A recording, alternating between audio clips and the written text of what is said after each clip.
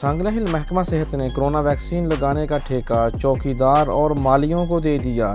Notice کا مطالبہ۔ ہمارے نمائندے طارق محمود کے مطابق ڈپٹی ڈسٹرکٹ آفیسر کی مبینہ غفلت لاپرواہی کے باعث کسی بڑے سانحے کا خدشہ بھی نظر آنا شروع ہو گیا ہے۔ سانگلہ ہل ڈپٹی ڈسٹرکٹ آفیسر صحت سانگلہ ہل کی مبینہ غفلت لاپرواہی اور ملی بھگت کے تحت کرونا ویکسین لگانے کی آڑ میں محکمہ صحت کے چوکیدار، مالی، ان پڑھ اور عام لوگ قیمتی انسانی جانوں سے کھیلنے لگے۔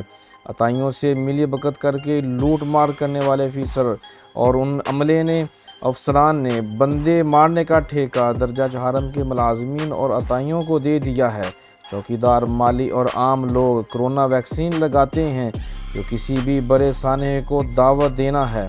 شہریوں نے اعلیٰ حکام سے مطالبہ کرتے ہوئے کہا کہ ڈپٹی ڈسٹرکٹ آفیسر صحت کے خلاف کارروائی کرتے ہوئے چوکیدار، مالی اور عام لوگوں کو کرونا ویکسین لگانے سے روکا جائے تاکہ انسانی جانوں کے ضیاع سے بچا جا سکے۔